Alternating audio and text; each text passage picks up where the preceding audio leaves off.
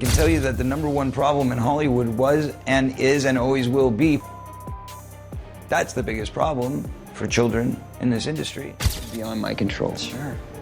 That said, we are planning on making a film of that same story. The story is about what's going on in Hollywood and the fact that there is an epidemic that's been there since the 20s and 30s of taking advantage of children.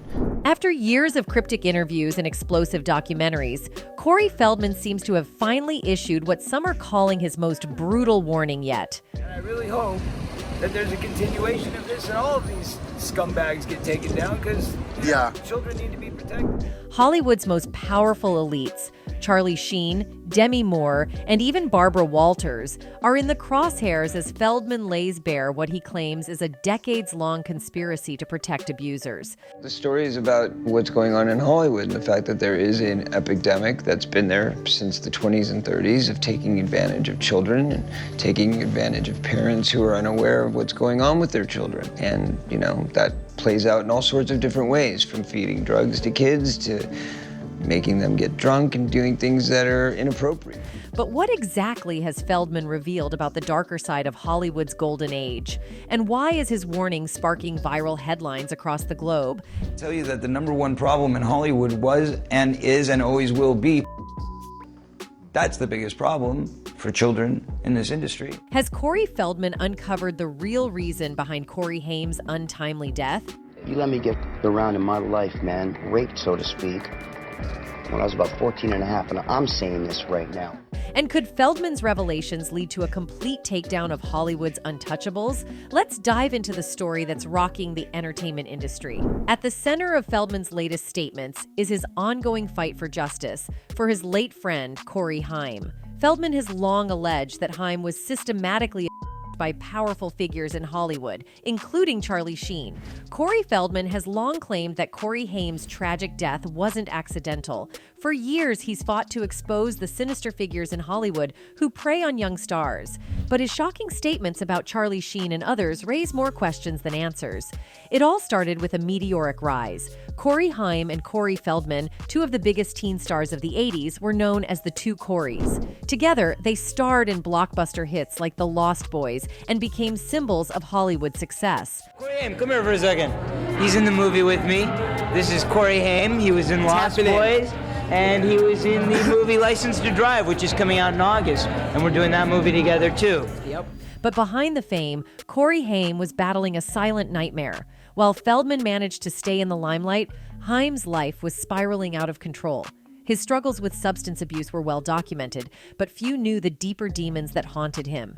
According to Corey Feldman, these demons weren't just personal struggles. They were the result of Hollywood predators. I can tell you that the number one problem in Hollywood was and is and always will be. That's the biggest problem for children in this industry. In 2011, Corey Haim's life came to a tragic end. His death was ruled as pneumonia, but Feldman insists that Hollywood itself was responsible for orchestrating Haim's demise. Perhaps the most shocking allegation is when Feldman wrote about his own experience growing up as a young actor in 1980s Hollywood, and particularly about the SA both he and Corey Haim allegedly suffered as a result. I'll go you one better. You let me get around in my life, man, raped, so to speak. In Corey Feldman's autobiography, Choreography, Feldman claimed that he had been M for years by older men working in the entertainment industry. He also wrote that Corey Haim approached him with similar stories early on in their friendship, and that this mutual trauma formed a strong bond between them. Feldman later spoke to People magazine about the A, but stated that he would not name names so as to protect Haim's mother from any more pain. There are people that did this to me and Corey that are still working. They're still out there, and they're some of the most rich and powerful people in this business. And they do not want what I'm saying right now. They want me dead, Feldman said. Feldman later released a documentary film titled My Truth, The R of Two Coreys, in which he further detailed the SA he and Haim allegedly faced. The documentary chronicled Feldman's long journey to shed light on the abuse he claimed child actors endured at the hands of the entertainment industry. Feldman also explained at the premiere that the film was his way of honoring a promise he made to his former co-star and late best friend, Corey Haim, to tell his story. That's why I say media blackout, because all the mainstream media has prevented me from coming forth and talking about this story. The documentary started where Haim's story tragically ended, with an audio recording of the 911 call his mother made after finding him unresponsive in their Los Angeles home in 2010. The release of My Truth coincided with the 10th anniversary of Haim's death. The 38-year-old actor was pronounced dead a few hours later, with the Los Angeles County Coroner's Office ruling his death as pneumonia, debunking earlier reports that he might have overdosed. In watching everything that's happened today and the reports that have come out, the first thing I need to say is people need to stop. From there, the film delved into the friendship between the two Coreys, as they were famously known, shifting between their rise as successful child actors and the strained relationship that developed when Haim suggested Feldman knew about the he had suffered as a child, but did nothing to stop it. This tension was captured in an episode of The Two Coreys, a reality show that aired for 2 seasons on A&E before Haim's passing. For Feldman, that meant revealing the names of the men who, he alleged, abused the two best friends turned surrogate brothers as they navigated the intense spotlight of Hollywood in the late 80s and early 90s. Nobody knows, and nobody's going to know. We all are aware of the fact that Corey Haim has had a long and detailed drug history. Feldman has long spoken about the abuse he claimed both he and Haim endured as child actors. In an interview with Rolling Stone the previous year, Feldman accused 2 industry men of essaying him when he was 14 and hinted that a famous actor had essayed Haim, though he stopped short of naming anyone. I've been the guy trying to make him, stand up or say a complete sentence. I've been there with him through it many, many times, and it's happened very badly and very intensely. In the documentary, however, Feldman finally broke his silence. In a scene that drew gasps from the audience at the premiere, Feldman named Charlie Sheen as Haim's alleged essayer, providing a detailed account that included disturbing references to Crisco being used as lubricant and 2 trailers that Feldman claimed concealed the intimate act from public view. According to Feldman, the alleged assault occurred on the set of Lucas, a coming-of-age film where Sheen's character, Cappy, played a protector of sorts for Haim's character. The film, which also featured Winona Ryder and Courtney Thorne-Smith, was released in 1986. Haim was just 13 at the time of the alleged incident. It was unclear whether the potential legal ramifications that had previously kept Feldman from speaking out had been resolved, or if he had simply decided to speak up despite the risks. After the initial reveal, Feldman didn't mention Sheen's name again, and Sheen wasn't interviewed or given a chance to make a statement in the film. However, when the National Enquirer first published the allegations in 2017, Sheen categorically denied them. Just hours after the premiere, Sheen publicly responded, "These sick, twisted, and outlandish allegations never occurred. Period," his spokesperson told The Wrap. "I would urge everyone to consider the source and read what his mother, Judy Haim, has to say." The allegations against Sheen were supported in the documentary by Feldman's ex-wife, Susie Sprague, who appeared on The Two Coreys, and Jameson Newlander, an actor who grew close to Feldman and Haim after co-starring with them in the 1987 film The Lost Boys. Both claimed that Haim had confided in them about the alleged essay, suggesting that it was common knowledge in Hollywood circles, but ultimately ignored. But it's a big part of our lives, and then we did the sequels too, so it feels like Lost Boys is just always there. Feldman had previously identified 3 other alleged from his youth. He called out his former manager, Marty Weiss, for inappropriate behavior, and Alfie Hoffman, the proprietor of Alfie's Soda Pop Club, a sort of Soho house for kids that was popular in the late 1980s. Feldman also accused his former assistant, John Grissom, of misconduct during an appearance on the Dr. Oz show in 2017. Grissom, who had a brief acting career, appeared in the 1988 film License to Drive and 1989's Dream a Little Dream alongside Feldman and Haim. All 3 men were mentioned again in the film, along with Dominic Brascia, a bit actor who befriended Haim and Feldman in the 80s. Neither Grissom nor Hoffman commented on the allegations, and they weren't interviewed for My Truth. Weiss, meanwhile, had been actively defending himself on Twitter, accusing Feldman of changing his story while also revealing that he was a victim of child essay himself. Brascia didn't appear in the film either, though a clip from a Dr. Oz interview was shown where Judy Haim identified Brascia, not Sheen, as her son's offender in essay case. In the documentary, Feldman claimed that Judy Haim had been part of a deliberate effort to bury the truth about Sheen's involvement and to undermine Feldman's attempts to expose other abuse. In one particularly intense scene, Feldman accused Judy Haim of failing to protect her son. "It's your responsibility, Judy Haim, and not anyone else's," Feldman shouted, his body visibly tense. "So stop putting the blame on me." Judy Haim did not appear in My Truth, and it was unclear if she was asked to comment. She and Feldman had publicly clashed for years, with Judy repeatedly urging Feldman to stop spreading what she called lies, and accusing him of fabricating the story to further his own career. Feldman's belief that Judy Haim was out to tarnish his reputation and possibly even threaten his life was one of the more perplexing aspects of the film.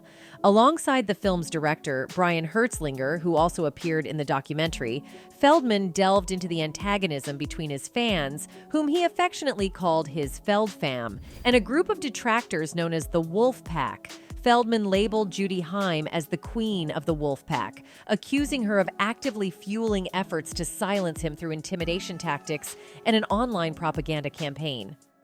It was a theory Feldman had shared before, but the film went further, suggesting that the Wolfpack's attempts to steamroll Feldman were actually harming victims of child SA and discouraging other victims from coming forward. My Truth cast Feldman as a whistleblower, drawing parallels between his activism and the efforts that exposed figures like Jerry Sandusky, Larry Nassar, and Jeffrey Epstein. Although Harvey Weinstein's name wasn't mentioned directly, director Brian Hertzlinger framed the film within the context of the #Me Too movement, implying that recent events had made it possible to bring Feldman's allegations into the spotlight. The hashtag they used to promote this narrative was #KidsToo. You're going to get the truth out. Everybody kept saying, you got to get the truth out. You got to get the truth out. Fine. However, this is not the only theory that's floating around. In 2017, Corey Haim's mother named the man she alleges SA'd her late son. During an appearance on the Dr. Oz show, Judy Haim addressed a National Enquirer report in which former actor Dominic Braccia, who was close with Haim, alleged that a 19-year-old Charlie Sheen SA'd a 13-year-old Haim on set of the 1986 film Lucas. A spokesperson for Sheen had previously told People the actor absolutely denied the claim, and Judy alleged that it wasn't Sheen who SA'd her son, but rather Braccia himself. "This guy Dominic is the guy that abused my son," she said. "My son said so." In her interview, Judy said Haim, who struggled with drug addiction for decades before dying of pneumonia at 38 in 2010, made reference to the alleged AB he suffered at the hands of Braccia on The Two Coreys, a reality show that chronicled his life with friend and fellow child star Corey Feldman. You let me get around in my life, man, so to speak, when I was about 14 and a half, and I'm saying this right now. Judy said Feldman introduced Haim to several people in Hollywood at the time, one of whom was Braccia. She claimed Braccia lived near them in Studio City, and that Haim and his friends would often visit Braccia's home to watch TV and play pool. Judy said that one day she received a call from Haim yelling and screaming that Braccia allegedly wouldn't get off of him. She rushed over to the apartment and alleged that when she walked in, she saw a fully dressed Braccia sitting on top of her son. "Dominic was sitting on my son, pinning him to the floor, not allowing him to move," she said. "I took a pool cue, and he will remember that, and I went so close to his head and I said, 'You better get off of him or I'm bashing your head in.' And he got off of him and we left." Judy alleged that Haim had been SA'd by Braccia one other time in that apartment before, but she would not go into further detail. "The industry or the media, they always go and tend to blame a parent," she said. "You know what? You can watch them as much as you can watch them. But what are you going to do? Go out with a 16 or 17-year-old to every single party, to every single movie? It's the same thing on set. What if a producer wants to read lines in the trailer? It's a really tough situation. What are you going to do? My son went in with a whole bunch of boys to play pool, and one day, this is what happened to him." When asked why she thought her son never spoke out about his alleged Judy said he kept it secret for so long because he didn't want to talk about it. He didn't want people to think he was gay or say it was his fault, she said. He said, "Mom, somebody hurt me. I don't need to hurt them back. I need to take this to my grave." The memory of the experience has to be horrifying, she said. Then the guilt and the shame, and what are other people going to think? It's a horrible thing. Victims, you've got to talk nice about victims. We can say, go and speak up, go and tell your parent, go and tell your teacher, go and tell a social worker, but it's not easy. In any case, after Corey Haim's death in 2011, the official autopsy revealed that he died of pneumonia, with no drugs found in his system. But Feldman suggests that Haim's death was more than just a medical tragedy. It was part of a broader conspiracy to silence him.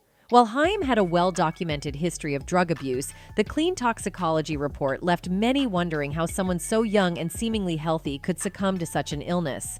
Feldman claims that Haim was under constant pressure from Hollywood figures and that his physical health deteriorated because of the emotional and psychological trauma he endured over the years. Moving on, Feldman also made some claims against Barbara Walters. And they do not want me saying what I'm saying right now. Are you saying that they're... Yes. Renowned for her probing interviews, Barbara Walters might have pushed the boundaries in a recently unearthed video clip from an October 2013 episode of The View. During the segment, the seasoned media personality delved into the sensitive topic of Corey Feldman's past A experiences. Feldman had appeared on the show to discuss his memoir, Choreography. And that's what you were saying in your book. When you talk to when you talk to And they don't parents, want me here right now. Trust me. Corey. He further went on saying they would throw these parties where you'd walk in and it would be mostly kids, and there would be a handful of adult men. They would also be at the film awards and children's charity functions. Many observers remarked that Barbara Walters appeared to prioritize Hollywood's reputation over Corey Feldman's allegations of childhood SA during her interview with him. Sunglasses are damaging not an good. entire industry. I'm sorry, wanna I'm clear not up. trying You said to. that- I'm just trying to say that it's a very important, serious topic. The video clip began to gain significant online attention in the midst of the increasing wave of mistreatment allegations against prominent figures in Hollywood, including film producer Harvey Weinstein. Other actors were also sharing their experiences of SA in the industry. Numerous social media users rallied behind Corey Feldman's allegations, with many noting that his story was one of the earliest to come to mind when the New York Times and the New Yorker published damning reports about Weinstein. One person among internet users wrote, "Barbara Walters was great. Then she downplayed Hollywood peas in the Corey Feldman interview. She had been bought for years by the elites." The social media community began demanding an apology from Barbara Walters due to the resurfaced video in which Corey Feldman discussed the mistreatment of children in Hollywood.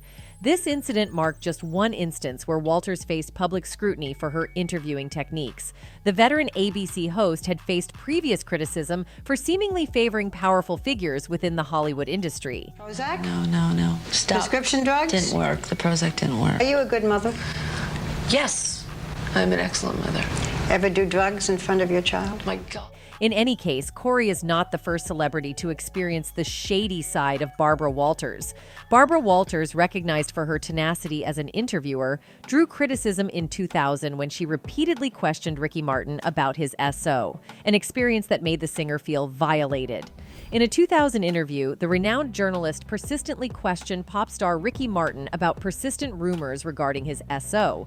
At that time, Martin was enjoying the peak of his fame following the success of his hit song Livin' La Vida Loca, and consistently denied the rumors, despite Walters' insistence on probing the topic. Anyway, Corey Feldman also turned his attention to Demi Moore, alleging that the actress engaged in inappropriate behavior with young men at Hollywood parties. You see, her kiss with a 15-year-old co-star back in the 80s has resurfaced, sparking controversy over her own boundaries. Because I love Philip, and he's the only one I love. I love him dearly. He's one of my most favorite people.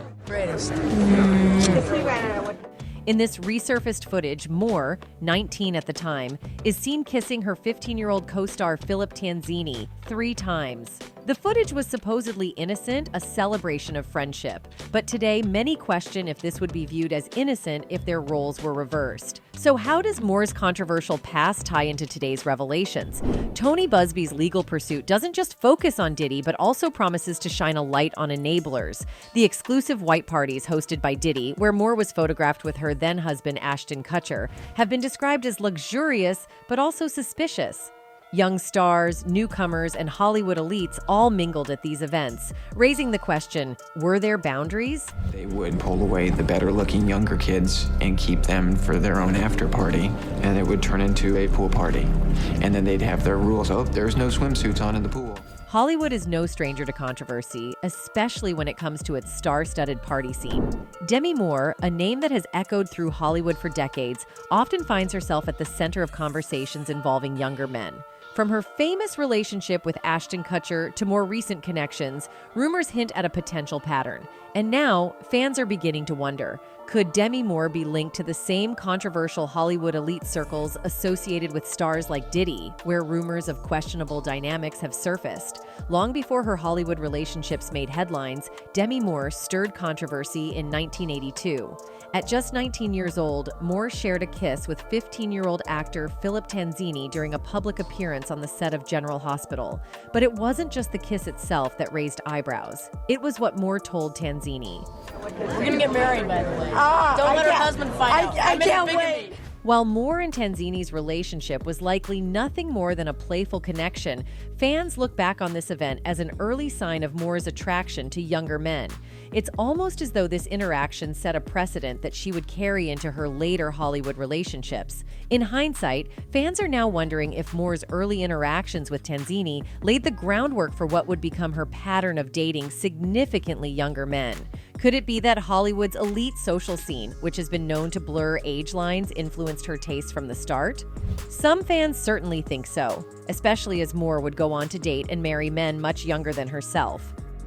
Flash forward to the early 2000s, and Moore's relationship with Ashton Kutcher once again made headlines. Meeting at a casual dinner among friends, Moore and Kutcher's attraction was instant, but this time the stakes were different. Moore was 40, and Kutcher was just 25. The age difference didn't go unnoticed by the media, and Moore's friends reportedly warned her about the potential backlash. Nevertheless, she chose to ignore their concerns, claiming that she had never been so happy in her life. She even described Kutcher as the answer to her prayers in her 2019 memoir, Inside Out. But fans today are taking a second look at this relationship, considering it as more than just a love story. Could Moore's involvement with a younger man have been influenced by Hollywood's infamous party culture? And was it a coincidence that they were often seen in the company of other A-listers, including those known for hosting wild gatherings? Fans recall that Moore and Kutcher once double-dated with none other than P. Diddy and his then-partner Kim Porter, two individuals deeply embedded in Hollywood's elite party scene. Some suggest that Moore's decision to keep such company was part of her attraction to a lifestyle that offered younger, vibrant energy, a lifestyle that might have introduced her to the same social circles that allegedly foster questionable behaviors. In any case, at the heart of Feldman's viral statements is a chilling warning. Hollywood's culture of exploitation isn't a relic of the past. It's alive and thriving. Feldman has spoken openly about the retaliation he's faced, from smear campaigns to physical threats, but he insists he won't be silenced. As Feldman's warnings continue to spread, the question remains, will Hollywood finally confront its darkest secrets, or will the culture of silence persist? Corey Feldman's viral warnings are more than just headlines. They're a rallying cry for survivors and a demand for accountability. Anyway, that's it for this video, folks. Bye.